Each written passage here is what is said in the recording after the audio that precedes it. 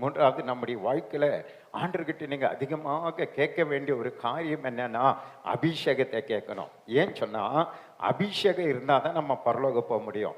அபிஷேகம் இருந்தால் தான் உலகத்தை ஜெயிக்க முடியும். அபிஷேகம் இருந்தால் தான் பாவத்தை ஜெயிக்க முடியும். அபிஷேகம் இருந்தால் தான் சாத்தானை ஜெயிக்க முடியும். அபிஷேகம் இருந்தால் தான் பரிசுத்தமாக வாழ முடியும். புரியுதுன்னு ஒரு அல்லேலூயா சொல்லுங்க. பாருங்க, யோவான் 3ஆம் அதிகாரம் 15 வரைக்கும் படிச்சிட்டீங்களா?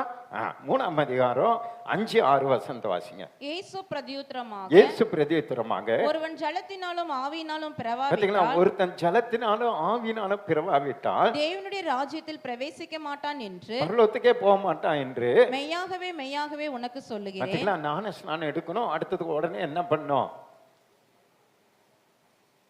ஜலத்தினாலும் ஆவியினாலும் பிறக்கணும். நிறைய பேர் நம்ம சர்ச்சில் ஞானஸ்நானம் எடுத்துட்டீங்க, ஆனா அபிஷேகம் பெறல.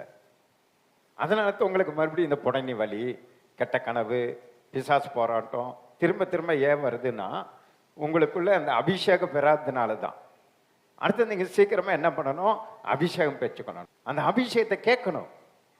தாவீது சொல்றார் பாரு, மானானது நீரோடுகளை வாஞ்சித்து கதறுவது போல என் ஆத்மா உண்மையது தாகமாய் இருக்கிறதுங்கிறான். அபிஷேகம் கொடுங்கன்றான். என் பாத்திரம் நிரம்பி வழிகிறதுங்கிறான்.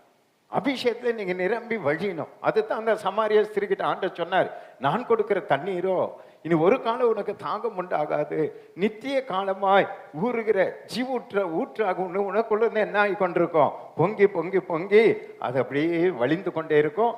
உன்னையும் சந்தோஷப்படுத்தும். உன்னிடத்து பொங்கி போகிறது மற்றவர்களை சந்தோஷப்படுத்தும். நீங்க ஊழியத்துக்கு போய் நீங்க பேசும்போது பாடும்போது அந்த அபிஷேகம் தான் அநேகரை நிரப்பும், அநேகர அற்புதங்களை செய்யும். அப்ப நீங்க எப்போதுமே நிரம்பி வழிகிற பாத்திரங்களாய் நீங்க இருந்தாதான் நீங்க மற்றவங்கிட்ட பேசும்போதோ, ஜெபிக்கும் பொழுதோ, பிரசங்கிக்கும் பொழுதோ, ஊழியம் செய்யும் போதோ அங்க அற்புதம் நடக்கும். புரியுதுன்னு ஒரு அல்லேலூயா சொல்லுங்க. நம்முடைய பாத்திரம் காலியா இருந்துட்டு நம்ம போய் என்ன பேசினாலும் அங்க ஒன்றும் நடக்காது. பாத்திரத்துல இருந்தாங்கன்னா அங்க கொடுக்க முடியும். அதனால அபிஷேகம் அவசியம். நம்ம மறுரூபமாக அவசியமாக அபிஷேகம் வேணும். அதனால சபைக்குள்ள இருக்கிற எல்லாரும் அனுதினமும் நீங்க ஆண்டவர்கிட்ட கேளுங்க, அபிஷேகத்தை கேளுங்க, முதல்ல கொடுத்துருவாரு. புரியுதுன்னு ஒரு அல்லேலூயா சொல்லுங்க.